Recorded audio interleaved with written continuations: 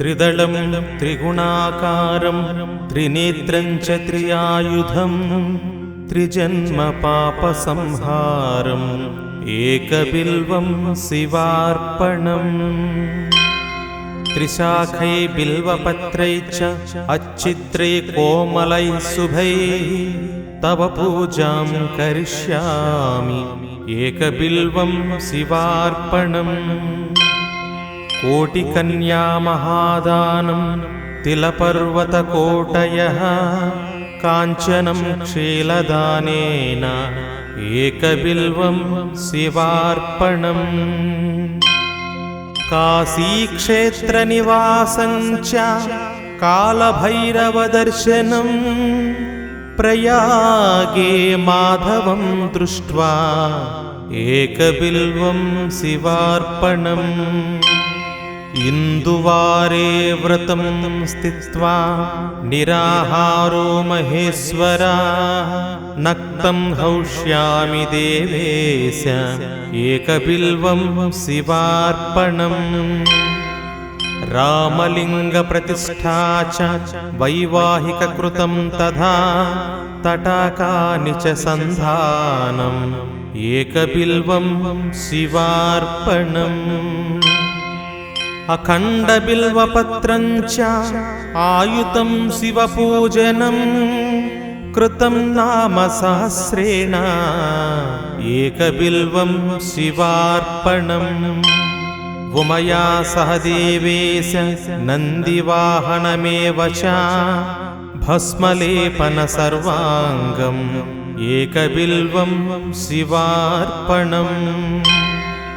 सालग्रामेषु विप्राणां तटाकं दशकूपयोः यज्ञकोटिसहस्रश्च एकबिल्वं शिवार्पणम् दन्तिकोटिसहस्रेषु अश्वमेधशतक्रतौ कोटिकन्या महादानम् एकबिल्वं शिवार्पणम् बिल्वाणां दर्शनं पुण्यं स्पर्शनं पापनाशनम् अघोरपापसंहारम् एकबिल्वं शिवार्पणम् सहस्रवेदपाठेषु ब्रह्मस्थापनमुच्यते अनेकव्रतकोटिनाम् एकबिल्वं शिवार्पणम् अन्नदानसहस्रेषु सहस्रोपनयनं तथा अनेकजन्मपापानि एकबिल्वं शिवार्पणम् बिल्वस्तोत्रमिदं पुण्यं यः पठेत् शिवसन्निधौ शिवलोकमवाप्नोति एकबिल्वं शिवार्पणम्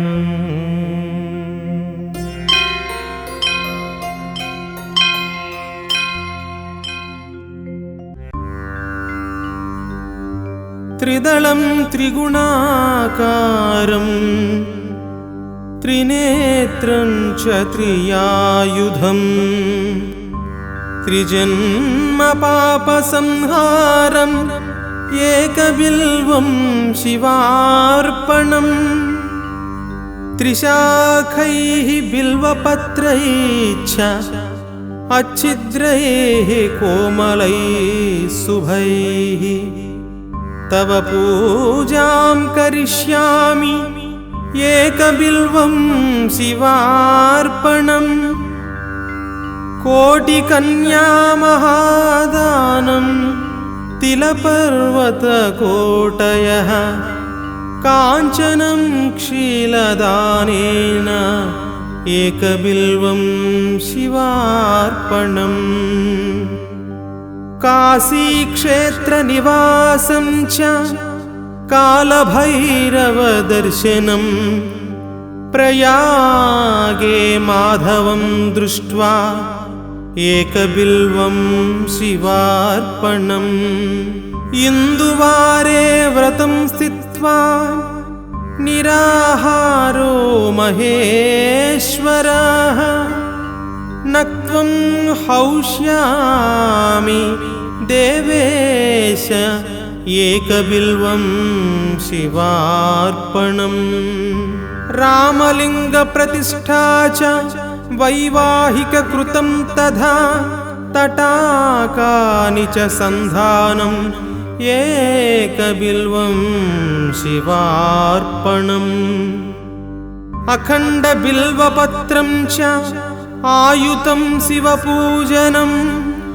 कृतं नाम सहस्रेण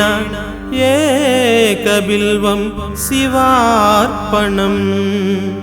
उमया सह देवेश नन्दिवाहनमेव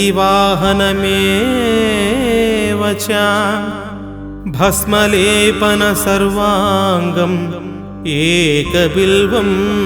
शिवार्पणम् सालग्रामेषु विप्राणां तटाकं दशकूपयोः यज्ञकोटिसहस्रच्च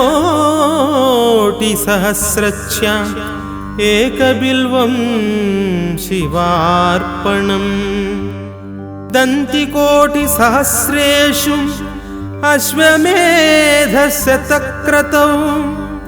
कोटिकन्या महादानम् एकबिल्वं शिवार्पणम् बिल्वाणां दर्शनं पुण्यं स्पर्शनं पापनाशनम् अघोरपापसंहारम् एकबिल्वं शिवार्पणम् सहस्रवेदपाठेषु ब्रह्मस्थापनमुच्यते अनेकव्रतकोटिनाम् एकबिल्वं शिवार्पणम् अन्नदानसहस्रेषु सहस्रोपनयनं तथा अनेकजन्मपापानि एकबिल्वं शिवार्पणम् बिल्वस्तोत्रमिदं पुण्यं यः पठे शिवसन्निधौ शिवलोकमवाप्नोति एकबिल्वं शिवार्पणम् एकबिल्वं शिवार्पणम् एकबिल्वं शिवार्पणम्।